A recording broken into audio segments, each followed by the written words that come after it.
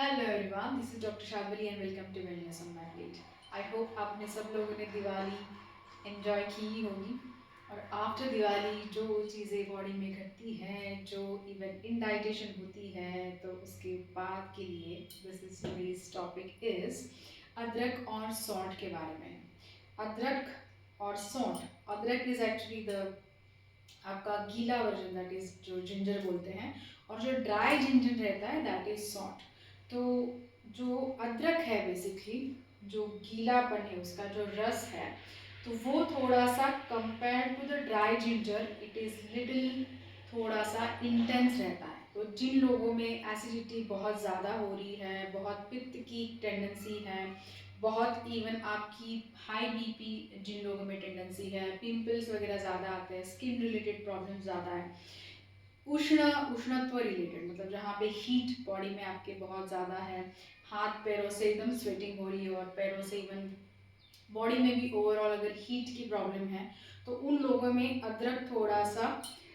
मतलब प्रमाण में लेना ही चाहिए, ज़्यादा नहीं लेना चाहिए। बेसिकली जो एरियाज ऑफ वर्किंग है अदरक के बारे में पहला बोलूँगी मैं, दैट इज़ आपकी सपोज जिन लोगों में बहुत कफ गाढ़ा हो चुका है, जहाँ पे निकल ही नहीं रहा, एकदम हैवी कफ हो गया है, तो वहाँ पे अदरक इधर आपके चाय में डालो या फिर सिंपल गर्म पानी करो, उसमें अदरक का 1 इंच का टुकड़ा डाल दो, और वो और थोड़ा सा हल्का सा एकदम वेरी वेरी हल्का सा थोड़ा सा जीरा, और थोड़ा सा even you can put the लौंग, और उसमें थोड़ा सा पाव मतलब 1/8 पार्ट ऑफ द नींबू डाल दो, और वो थोड़ा सा पी लो, तो उससे इवन एसिडिक लेवल भी नहीं बढ़ेगा, और जो आपकी कफ गाढ़ी हो चुकी है ना, वो निकलने में हेल्प आउट करेगा। लेकिन प्रोवाइडेड ये बाकी के जो कॉन्ट्राइंडिकेशन मैंने बोले कि जैसे कि बीपी और पित्त की प्रॉब्लम है, उन लोगों में ये नहीं लेना चाहिए। दूसरी चीज़, जिनमें इवन गले की प्रॉब्लम है, बहुत खराश होती है, और इवन हाँ आपकी इमोशनली भी जिन लोगों में टेंडेंसी है कि वो लोग वोकल अप नहीं हो पाते चीज़ों में, तो अदरक आपके चाय में, इवन आपके खाने में जो तड़का रहता है ऑयल में, एक्चुअली अदरक गीला वाला अदरक बेसिकली बोल रहे हो, जो उसको कीस के अगर आप मतलब उसका थोड़ा सा कद्दूकस करके आप डालोगे, तो वो ऑयल्स जो रहेंगे ना, when it will travel the food will travel basically, तो वो प्रॉपरली डाइजेशन के लिए भी हेल्प आउट करेगा, और इवन आपके इवन गले में जो अवरोध है, जो भी ब्लॉकेजेस है, वो क्लीन आउट करने के लिए भी प्रॉपर काम करता है। दूसरी चीज़, आपकी इवन हार्ट की गति जिन लोगों में रेगुलराइज नहीं है, बहुत हैवीनेस की वजह से, या फिर इवन आपकी बॉडी में ओवरऑल हाँ इडिमा है, मतलब स्वेलिंग बहुत सारी ओवरऑल बॉडी पे है, बॉडी स्वेल्ड अप होती है, वाटर रिटेंशन बहुत होता है, तो उन लोगों में भी अदरक इज़ वेरी गुड। तो adrak is good, that doesn't mean you have to take it एकदम कंटिन्यूसली अदरक अदरक अदरक ही खा रहे हैं, बट हार्डली दिन में इट्स अबाउट 1/4 इंच का टुकड़ा कहीं पे भी खाने में डाल दो, आपकी दाल में डाल दो, इवन आपकी चाय में डाल दो, कैसे भी करके वो that will be the kind of that water और that khana will be the carrying agent for that particular adrak. तो we are using it smartly, ऐसे नहीं कि सिंपल अदरक का ही दूध जैसा एकदम अदरक का इंटेंस चीज़ें कर ली, वो थोड़ा सा माइल्ड डाउन भी होना ज़रूरी है, तभी वो प्रॉपरली बॉडी के डीपर लेवल में पहुंच पाएगा। अगर आप खाली अदरक जैसा मतलब अदरक का डायरेक्टली जूस जैसे कि दूध निकाल दिया और आपने अगर 1 चम्मच लिया, तो obviously it is going to burn the things, particularly with even pitta people, but otherwise also कुछ लोग ऐसे करते हैं प्रयोग, ये देखा है कि अदरक का दूध निकाल दिया, हनी डाल दिया, और वो directly they are taking it, तो वो थोड़ा सा हेल्प आउट नहीं करता, जस्ट उसको माइल्ड डाउन भी करना बहुत ज़रूरी है, सो दैट उसकी कैरिंग कैपेसिटी बढ़ जाती है। देन हार्ट की गति पंप अप करने के लिए प्रॉपरली, ऑब्वियसली हार्ट की गति सर्कुलेशन प्रॉपर हो रहा है, तो ऑटोमेटिकली इडिमा या फिर स्वेलिंग बॉडी पे नहीं होगी। इवन चेस्ट रिलेटेड जहाँ पे अस्थमा है, अस्थमा में एक्चुअली अभी ड्राई जिंजर अच्छा काम करता है, तो ड्राई जिंजर पाउडर थोड़ा सा आपके खाने में डाल दो, या फिर इवन खाने में मतलब ऊपर से नहीं, इवन आपके dry ginger even you can put it, गर्म पानी कर लिया, थोड़ा सा ड्राई जिंजर 2 पिंच डाल दिया, और उसमें हनी डाल के आप अगर थोड़ा मतलब गर्म पानी नहीं सॉरी वार्म वाटर ले लो, उसमें थोड़ा सा अदरक का पाउडर डाल दो, और वो पहले पानी पी लो, उसके बाद थोड़ी देर बाद आप हनी उसके ऊपर खा लेना, वो गर्म पानी में हनी नहीं डालना, ओके।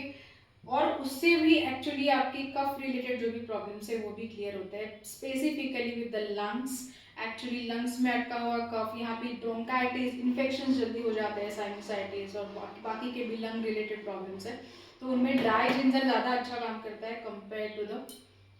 और नॉट, हाँ, कंपेयर टू द गीला अदरक, बट नॉट मोर देन आपका 5-6, मतलब हार्डली 3 पिंच या फिर 4 पिंच, मतलब हार्डली 1 से 1.5 ग्राम ही दिन भर में जाएगा, इसके ज़्यादा मतलब नहीं जाएगा उसकी क्वांटिटी। तो ऐसा नहीं कि चम्मच चम्मच भर के डाल के ड्राई जिंजर ले लिया, तो वो भी नहीं करना है। अगेन जिनको पाचन की प्रॉब्लम है, मतलब जिनमें डाइजेशन ही, भूख ही नहीं लग रही है, जहाँ पे बहुत सारा अन्न जैसे फील होता है ना कि आगे नहीं बढ़ रहा है, तो उन लोगों में एक्चुअली ड्राई जिंजर पाउडर बहुत अच्छे से काम करता है। इवन जिन लोगों को जॉइंट प्रॉब्लम है, जैसे कि आर ए फैक्टर है, आमवात जैसी चीज़ें, आर ए फैक्टर और आमवात में भी थोड़ा सा हल्का सा डिफरेंस है, लेकिन जिन लोगों को आमवात है, फिर कोई भी संधिवात रिलेटेड प्रॉब्लम्स है, तो वहाँ पे भी एक्चुअली अदरक अच्छा, अदरक और इवन सौंठ भी अच्छा काम करता है। तो अदरक you can should be use,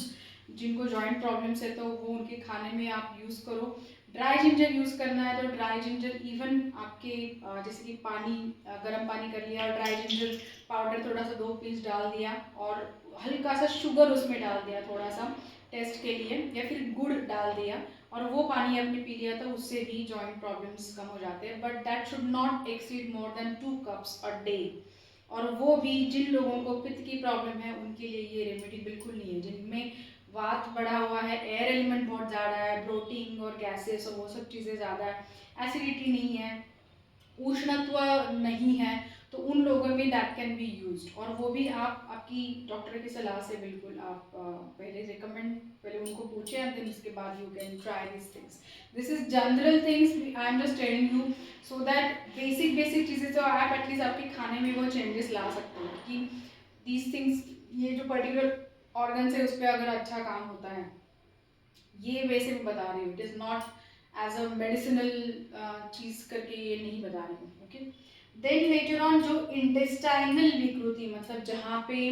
even कृमि है, जिनमें इंटेस्टाइनल मूवमेंट भी नहीं हो पाते, स्टूल्स प्रॉपरली पास नहीं हो पाता, तो उन लोगों में भी ड्राई जिंजर पाउडर, इवन जिन लोगों को खाने के बाद टॉयलेट को जाने की, वॉशरूम पे जाने की टेंडेंसी रहती है, उन लोगों में भी ड्राई जिंजर अच्छा काम करता है। उनके खाने में actually dry ginger powder, even you can put it literally आपके खाने के तड़के में थोड़ा सा ड्राई जिंजर, या फिर सिंपल आपका इवन अदरक भी आप डाल सकते हो, not more than 1/4 inch per person बोल रही हुई है ना quantity. Then and it should not, आपने चबाना नहीं है वो अदरक के उसके, क्योंकि जो ऑयल्स होते हैं ना वो ऑटोमेटिकली आपका जो तड़के का ऑयल होगा उसमें वो आ जाएगा, उसका जो रस है ऑटोमेटिकली आ जाएगा। तो ऐसा नहीं कि अदरक ज़्यादा अच्छा लग रहा है इसलिए आप ज़्यादा खा रहे हो, क्योंकि वो खुद में एक रुक्षता भी क्रिएट करता है, ड्राइनेस भी क्रिएट करता है बॉडी में, सो ओवर अदरक is also not good, okay. और हाँ, और वेरी वेरी इंपॉर्टेंट, जिनमें एक्चुअली ये टेंडेंसी है कि मतलब ना ठंडेपन का, जिनको एकदम जो अपनी फ्लोर रहती है वो फ्लोर ठंडा होने की वजह से शीतत्व बॉडी में जल्दी क्रिएट करता है, या फिर इवन आपका ठंडी भर के फीवर वगैरह आना, उन लोगों में, मतलब जिनमें ये टेंडेंसीज हैं उनके लिए actually as a preventive measure करके अदरक आप यूज़ कर सकते हो हर रोज़ के खाने में। कुछ कुछ लोग जैसे कि प्याज लहसुन ही अवॉइड करते हैं, अदरक भी अवॉइड करते हैं, तो ऐसी, see your kitchen is your power house, तो अगर आप वो स्मार्टली चीज़ें प्रमाण के मात्रा में अगर प्रॉपरली यूज़ करोगे, तो it is definitely going to be a kind of a health के लिए गार्ड मिल जाता है ना प्रॉपरली बॉडी को, तो वो एक्चुअली आपका किचन काम करेगा। So use those kitchen elements very smartly. Thank you so much.